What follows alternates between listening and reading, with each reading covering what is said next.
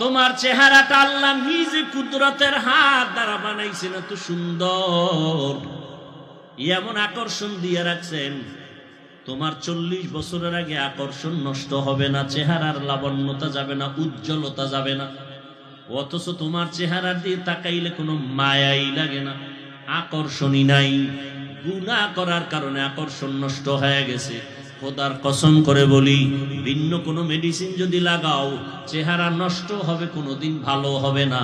তবে দুনিয়ার কোনো মেডিসিন লাগবে না। আমি একটা মেডিসিনের কথা বলে যাই, রসুল থেকে বলে যাই, এটা যদি ব্যবহার করতে পারো, আল্লাহর কসম, মরণ পর্যন্ত তোর চেহারার আকর্ষণ আর উজ্জ্বলতা নষ্ট হবে না। সেটা হলো নেক আমল কর, চেহারায় আলো বাড়বে, উজ্জ্বলতা বেড়ে যাবে।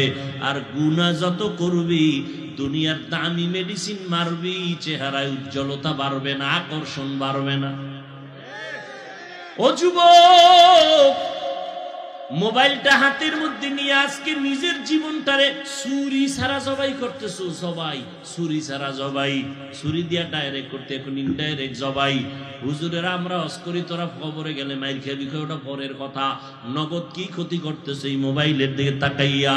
বান্দা, তোর চোখের পাওয়ার নষ্ট করে ফেললি।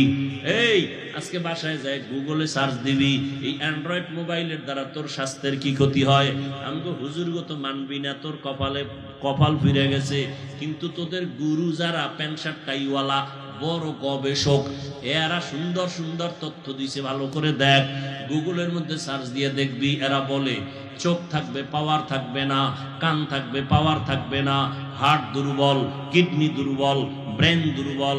দেখো না, কিছু পড়তে লইলে আধা ঘন্টার বেশি পড়তে পারো না, মনে হয় পুরো দুনিয়াটা লয়ে ঘুরে। মোবাইলের কারণে ব্রেন নষ্ট হয়ে গেছে, মুখস্থ শক্তি নাই, পাওয়ার কমে গেছে। কোনো একটা জিনিস পড়লে জায়গায় ভুলে যায়, কি জানি পড়ছিলাম মনে নাই। কানের পাওয়ার নাই। মায় কয় ভাত খাবি না? কয় না, আমি গোসল করে লাইছি। কানের পার্স নষ্ট হয়েই গেছে, কিন্তু হাসিস নাই। আমি হাসির কথা বলছি, আমি যা বলছি তাতে তো কান্না দরকার, যে তোর জীবনটারে নষ্ট করলি এইভাবে। আল্লাহ হেদায়াত দান করুন। হ্যাঁ, বাবাজিরা যার নাই, শব্দ সন্তানের না। আপনারও দায়িত্ব ছিল কিছু করার। ছেলের হাতে মোবাইল দিয়ে আনন্দ করেন, টের পাইবেন সময় মতো কত ধানে কত চাল। আল্লাহ হেদায়াত দান করুন। প্রত্যেকটা সন্তান মা বাবার বিরুদ্ধে আল্লাহর আদালতে মামলা পেশ করুন।